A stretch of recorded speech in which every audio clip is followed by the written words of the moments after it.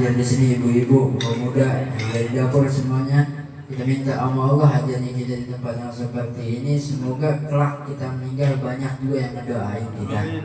Ya, al-jaza min jinsil amal. Balasan itu tergantung daripada perbuatannya. Sedikit kita mau membacakan atau menyebutkan nasab daripada Sahibul Haul.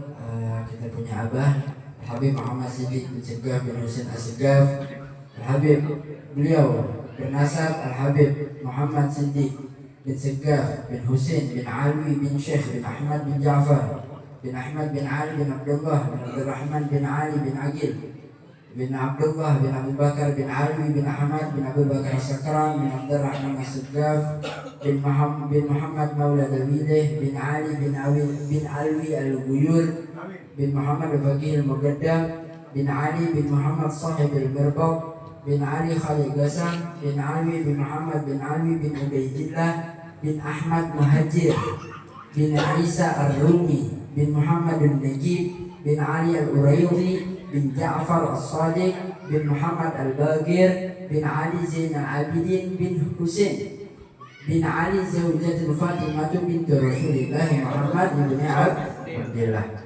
Itulah nasab Al-Habib. Kita punya orang tua Al-Habib Muhammad Siddiq bin Segaf bin Segaf yang alhamdulillah menyambung nasabnya dari ayah, kakek terus sampai kepada kita punya kakek Rasulullah Muhammad bin Abdullah sallallahu alaihi wasallam. Hadirin yang dirahmati Allah Subhanahu wa taala, sedikit melanjutkan tadi Ustaz Yahya udah membahas masalah haul ya.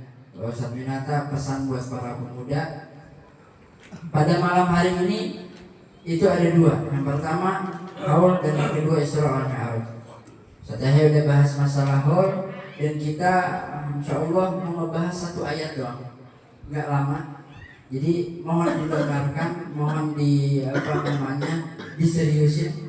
Satu ayat ini ayat yang penting. Mungkin kalau kita lagi baca Al-Quran baca aja tanpa tahu maknanya, makna yang tersembunyi.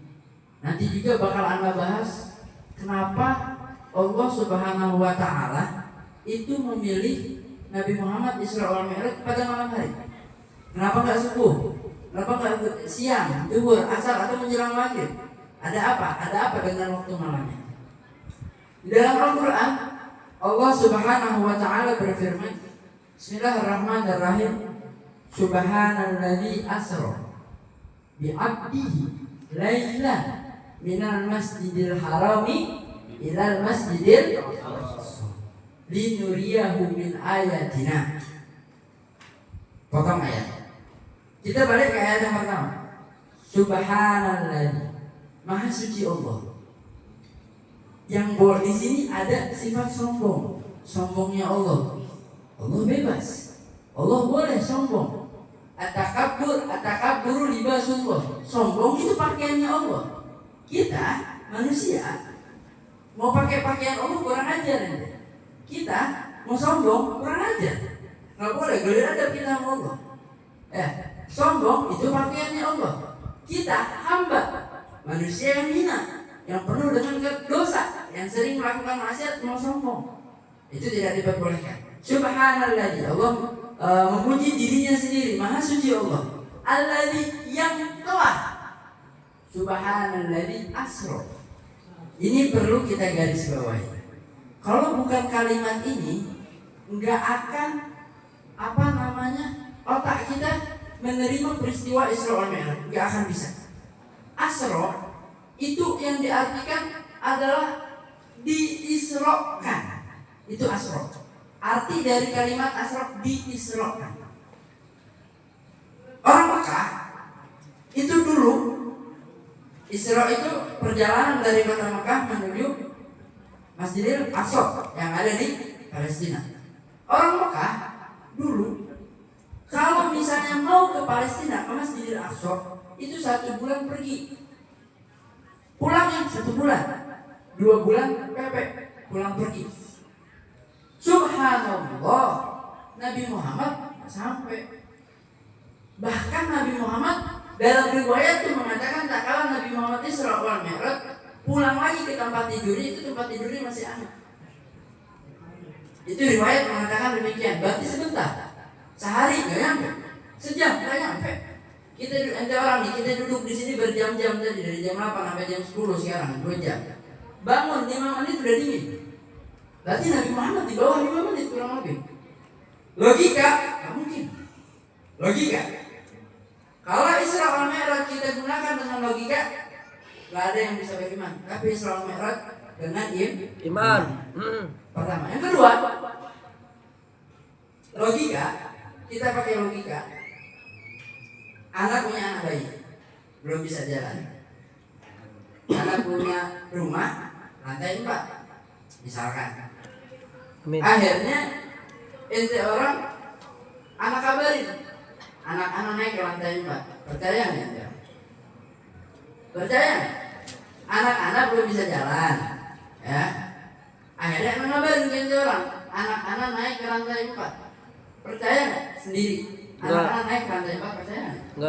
Nggak bakal percaya. Logika. Jangan beriman, jangan pakai iman. Ini kita pakai logika. Nggak akan percaya. Tapi balik lagi, ikhwan. Balik lagi.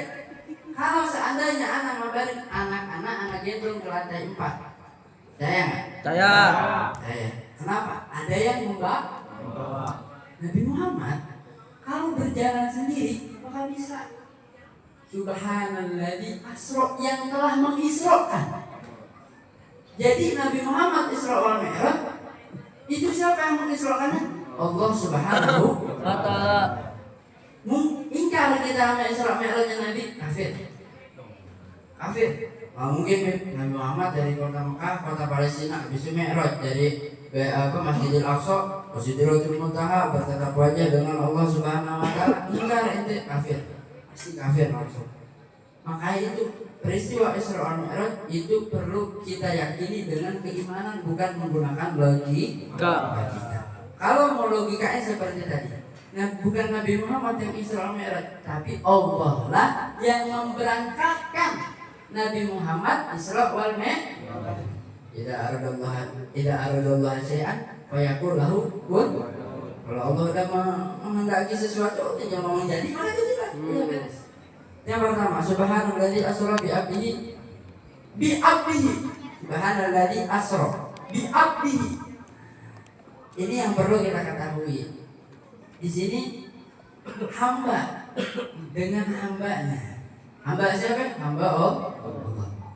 Nabi Muhammad itu mulia karena menjadi hamba Allah. Kita bisa menjadi mulia kalau kita sadar kita hamba Allah. Kenapa kok kayak sulit banget kita ingin menjadi orang yang mulia di mata Allah? Karena kita belum melaksanakan benar-benar penghambaan kita kepada Allah Subhanahu wa ta'ala. Kita hamba ketika dinisbahkan kepada Allah menjadi mulia. Kalau dinisbahkan kepada orang lain, kepada makhluk yang lain, hina. Contoh, zaman dulu ada yang namanya sistem perbudakan. Fulan bin Fulan, budaknya Fulan. Hina, hamba sahaya. Tapi ada yang menghinakan Nabi Muhammad sebagai hambanya Allah. Buya, kadang buya. Betul buya, kadang.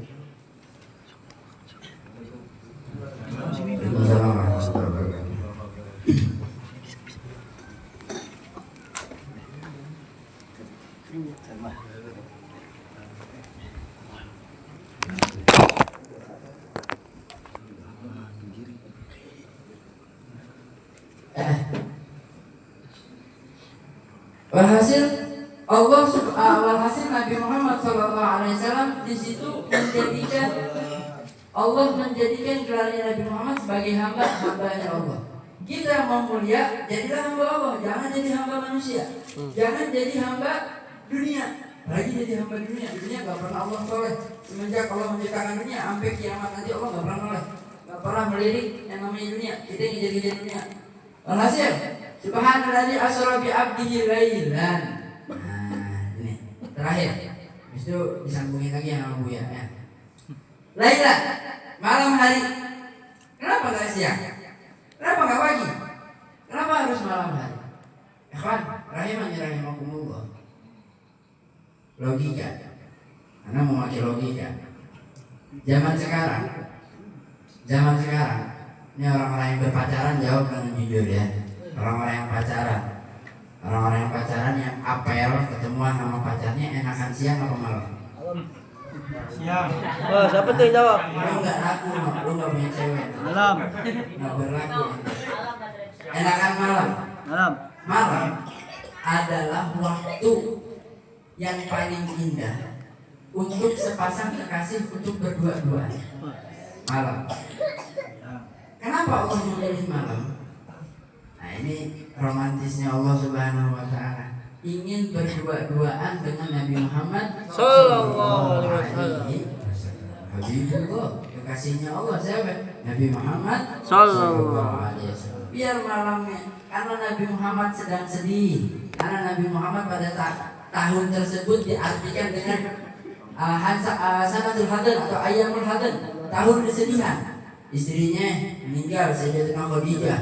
Pengorbanannya yang begitu dahsyat pengorbanannya. Pamannya Nabi yang menjaga Nabi Muhammad SAW meninggal di tahun yang sama, sehingga Allah ingin menghibur Nabi Muhammad. Di Isra wal Mi'rajkanlah Nabi Muhammad SAW pada malam hari untuk menghibur hati baginda Nabi Muhammad SAW. Satu lagi. Dikit lagi.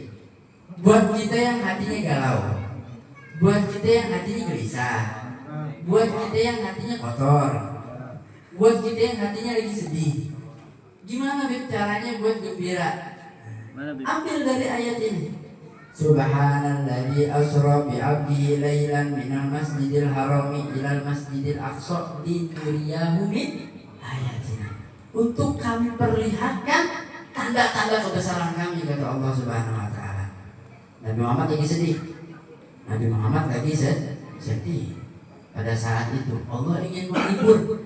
Cara menghiburnya Allah dengan apa? Memperlihatkan tanda-tanda kebesarannya Allah Subhanahu. Kita lagi galau, jangan pasang status. Kita lagi sakit hati, jangan pasang status. Lagi sumpah, jangan pasang status. Lihat tanda-tanda kebesarannya Allah Subhanahu wa ta'ala. Itu yang akan dapat menghibur hati kita. Pikiran stres, hati udah kacau balau, udah berantakan, udah kayak kapal Titanic pecah, itu semua hati pikirannya pecah. Lihat tanda-tanda kebesarannya Allah. Termasuk wamin ayatnya, termasuk di antara tanda-tanda kebesarannya Allah adalah Al-Qur'an. Balik lagi seperti apa yang diterangkan oleh Ustaz Kiai Haji Ustaz Muhammad Yahya Al-Maki. Mungkin hanya ini aja yang bisa kita sampaikan. Selanjutnya terakhir kita mintakan